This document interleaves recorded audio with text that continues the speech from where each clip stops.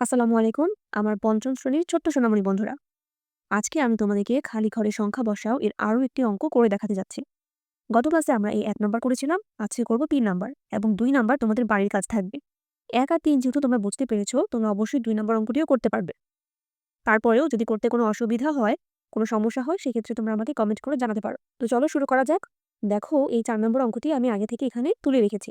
এখানে আমাকে এরকম একটা সংখ্যা বসাতে হবে যে সংখ্যাটার সাথে গুণ করার পর সেটার শেষ অঙ্কটা কত হবে? ৮ হবে। কেন বলো তো? কারণ এখানে ৮ হয়েছে বলেই কিন্তু এখানে ৮ হয়েছে। না হলে কিন্তু এখানে সরাসরি ৮ বসতো না। তাহলে দেখি সাথে কত গুণ করলে তার শেষ অঙ্কটা ৮ হয়?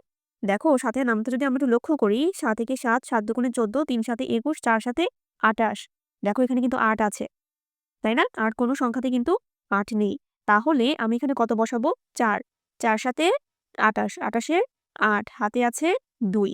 এই ৮ কিন্তু সরাসরি এখানে বসে গিয়েছে। এখন এইখানে সংখ্যা বসানোর আগে আমাকে এই জায়গাটা লক্ষ্য করতে হবে। এখানে কত আছে বলো তো? ১৯। আর এখানে কত আছে? ৪। এখানে কত? ৪। দেখো, এই ৪ আর ৪ গুণ করে কিন্তু এখানে ১৯ এসেছে। সেটা কিভাবে? ৪ আর ৪ ১৬। ১৬ র পর কত ঘর বেশি হয়েছে এখানে? ১৯ হতে ৪ ৪ এ ১৬। তো ১৬ সাথে আমার আরো ৩ দরকার হয় ১৯ বানাতে। এখানে ১৯ বানাতে আমাকে ৪ ৪ এ ১৬ সাথে আরো ৩ যোগ করতে হবে। তার মানে আমাকে এখানে এরকম একটা সংখ্যা বসাতে হবে, যে সংখ্যাটা বসানোর পর আমার হাতে কত অবশিষ্ট থাকবে? ৩ অবশিষ্ট থাকবে। তখন সেই ৩ আমি ১৬ সাথে যোগ করতে পারবো। আর তখনই এখানে ১৯ হবে।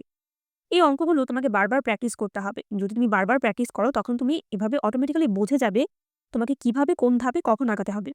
বুঝতে পেরেছ? দেখো, ৪ এর সাথে আমি এখন কত গুণ করব? ৪ এর সাথে আমি গুণ করব ৮। কেন? কারণ আমার আসবে ৪ ৮ এ ৩২। ৪ ৮ এ কত?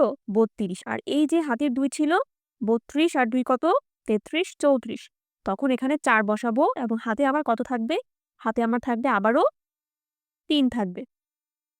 ঠিক আছে? এই ৩ কিন্তু শেষ। এই ২ ও শেষ এবং এটাও কিন্তু শেষ। তাহলে ৪ সাথে ২৮ এর ৮, হাতে ছিল ২, ৪ ৮ এ ৩২ আর ২ ৩৪, ৩৪ এর ৪, হাতে আছে ৩। ৪ ৪ এ ১৬, ১৭, ১৮, ১৯। এই যে দেখো ১৯। ঠিক আছে? তাহলে এখানে কত হয়েছে? ১৯ হয়েছে। এবার দেখো এইখানে কত সংখ্যা বসবে? ৭ এখানে আগে থেকে ছিল এবং এখানে ৪ আমি পেয়েছি।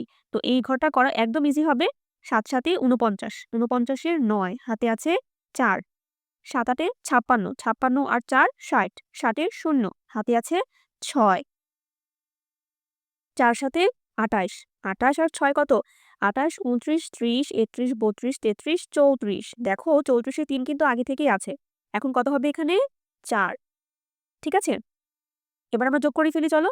৮ এর ৮, ৯ আর ৪ কত? ১০, ১১, ১২, ১৩।